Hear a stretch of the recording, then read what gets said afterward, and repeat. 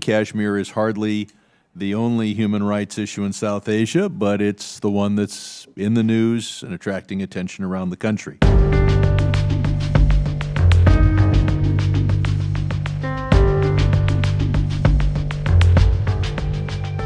The victims in Kashmir are the ones who have been killed and massacred by Pakistani-sponsored terrorists.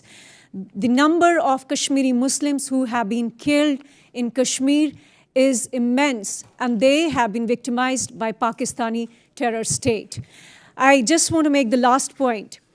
But throughout these 30 years of conflict, throughout these 30 years of Islamic jihad and terror in Kashmir perpetrated by Pakistan has been completely ignored and overlooked by the world press.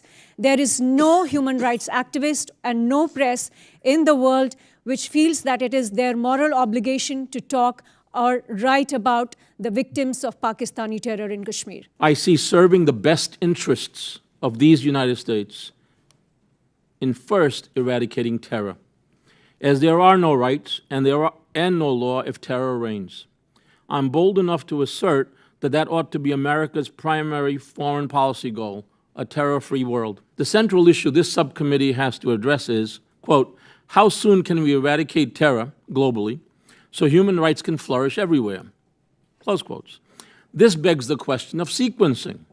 For as we put on our socks before our shoes, we must first eradicate terror and protect public safety so law and order may govern society, and any violation of rights, be they constitutional, statutory, contractual, or human rights, the courts can fashion a just remedy one case at a time. But freedoms require, as we well know thanks to Abraham Lincoln, sometimes even a civil war, with suspension of habeas corpus, to first keep the nation united, restore public safety, and only then can a government of, by, and for the people govern justly. A simple point worth making: Kashmir was attached to India by a legal decree signed by its then Hindu ruler, Maharaja Hari Singh, several months after the needlessly bloody partition, when tens of millions were killed.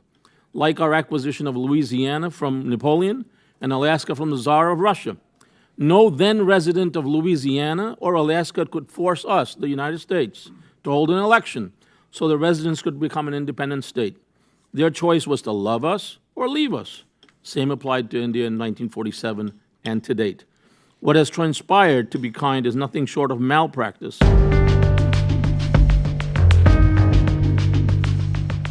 The question here is really not so much about Article 370. The fundamental question here is about the consent of the people. If something is being carried out, if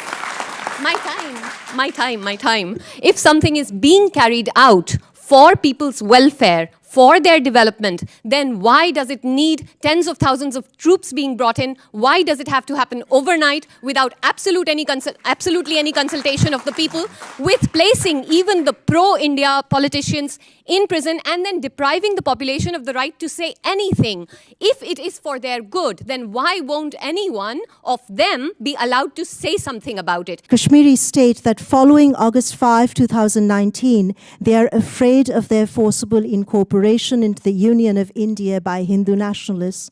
Many are apprehensive that inhuman conditions, extreme brutality, and the negation of human rights by institutions of state could foster an armed uprising within Kashmir yet again.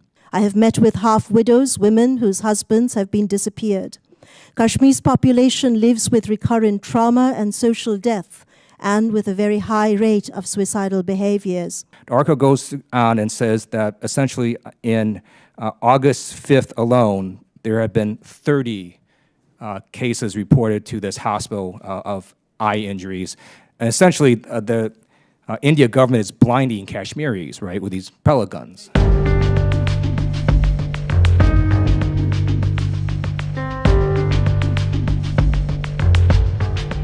It's hard for me to take seriously the argument that this is being done for the economic development of Kashmir and to unleash the... Can you or others speak to this argument? Is now tourism blossoming and so forth? I mean, this is what we're being told, right? Yeah, it's completely unthinkable to think that you need to, in order to increase tourism, you would block all communication inside the region. The idea that you would arbitrarily detain political leaders, activists, and even children, that, as we've reported, in order to, for economic development purposes. All right, thank you. Yeah. For the oral statement, I'd like to focus on two trends we're seeing in the region: a growing crackdown on freedom of expression and a mounting wave of anti-Muslim sentiment that is plaguing the region. Almost 1 year ago today, the government of India raided the office of Amnesty India for 10 hours. They ordered some of our staff to not leave, lock the gates, and not use their mobile phones. Since the raids, our funds have been frozen, forcing Amnesty India to grind its work to a halt and to downsize its staff. This is also not unique to Amnesty. Weeks before, it was Greenpeace and the Quint, a news website. In July of this year, authorities filed a criminal case against Lawyers Collective. We're one of the largest human rights organizations in the country of India, doing crucial work such as research on Kashmir, where we've been documenting abuses for over a decade. And according to the reporters, the Indian government is actually planning further action against both Amnesty and Greenpeace that could happen any day now. An imminent arrest are expected of our top staff. As the world's largest democracy and as a crucial strategic partner to the United States, what does this say about India?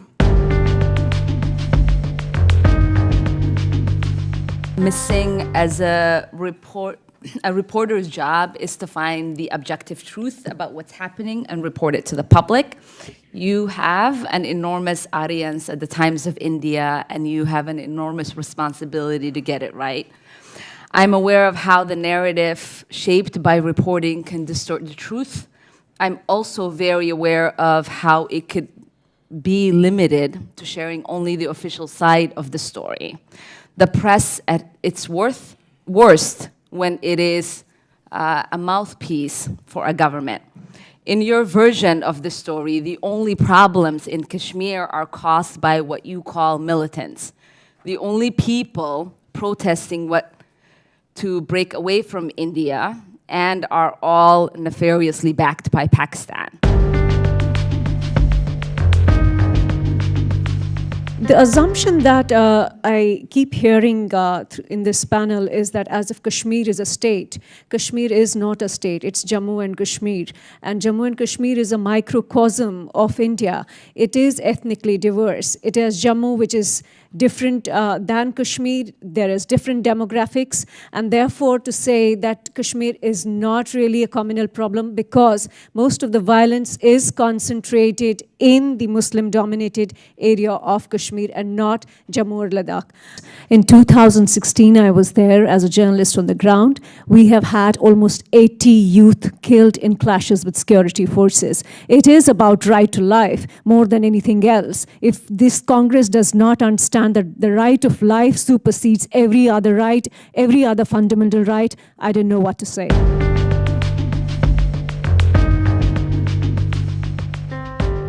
In Assam, more than 1.9 million people have been left out from the final list of the National Register of Citizens. Many of them have been Muslims. Amnesty International expresses deep concerns about the functioning of the 100 or more Foreigners Tribunal, which will decide whether these excluded from the NRC list are Indian citizens or not. Amnesty International has strongly urged the Assam government to ensure that the Foreigners Tribunal function with utmost transparency and are in line with fair trial standards guaranteed under international law. In a recent television interview, a senior Indian official said that there will be a nationwide National Register of Citizens before 2024. The extension of NRC risks the mirroring of discrimination and arbitrary deprivation of nationality, as observed in Assam, to the rest of India, which stands to result in wide-scale statelessness. What on earth can we say about the situation in Assam? These are people who have lived there for many, many years. How likely is it for someone to be able to produce papers about their child, birth certificates and all these documents that are being demanded of people from many decades ago? And what's the way forward here? Yeah, so one of our main calls in Assam is for transparency of the foreign tribunal system, which is one of the recourses that people who have been left off the list could take. We unfortunately believe those tribunals do not meet international standards. And frankly, you know, this morning was the first time I've seen the State Department speak to the issue of Assam. Now, clearly, they could be raising these issues privately, but it really holds to the importance of Congress raising these issues, the fact that it's really forcing this administration's feet to the fire and really speaking up on these issues.